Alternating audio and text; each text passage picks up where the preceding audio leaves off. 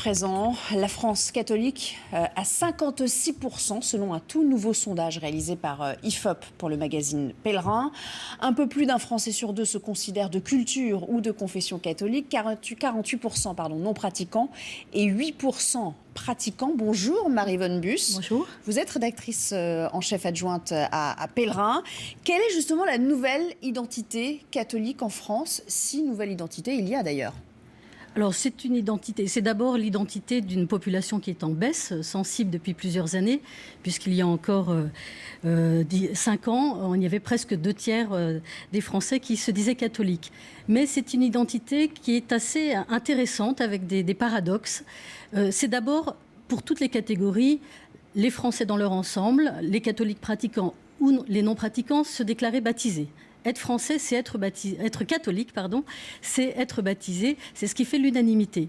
Ensuite, si on regarde dans le détail, de manière assez étonnante, par exemple, les pratiquants ne vont pas accorder tant d'importance que ça au rite, mais beaucoup plus à tout ce qui est croyance, c'est-à-dire la prière, la foi en la résurrection, contrairement aux non-pratiquants. C'est-à-dire que l'acception du terme pratiquant a changé aujourd'hui. Il ne s'agit pas de fréquenter l'église aussi souvent, mais d'observer un certain nombre de fêtes religieuses et de rites associés.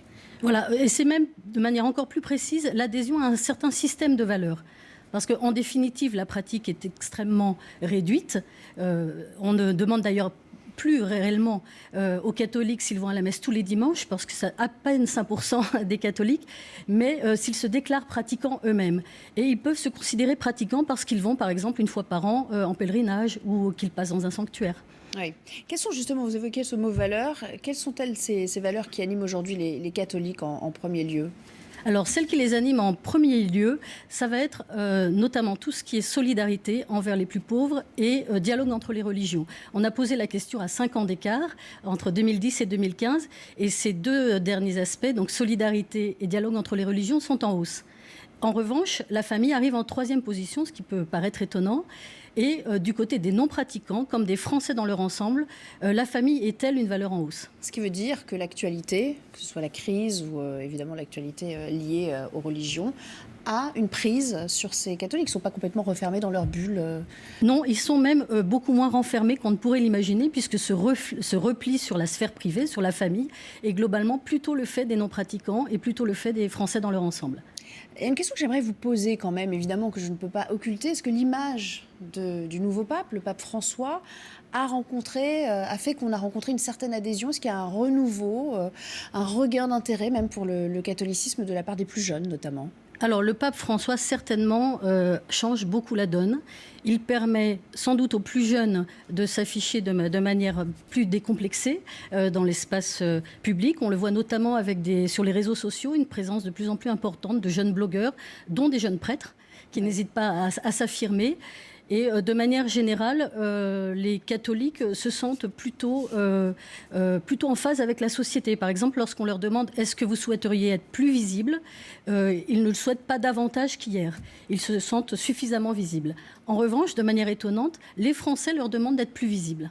D'accord. Et alors, quand on interroge les Français qui, pour le coup, ne sont pas catholiques, quels sont les critères qu'eux retiennent pour désigner un catholique? Est-ce que pour eux, c'est le baptême qui prime? Est-ce que c'est le fait d'être enterré d'une certaine manière, selon le rite catholique? Est-ce que c'est le fait de croire en la résurrection du Christ? Quels sont ces critères-là qui sont évalués? Alors, pour les Français, très majoritairement, 67%, c'est le fait d'être baptisé, puis dans un second temps, de croire à la résurrection.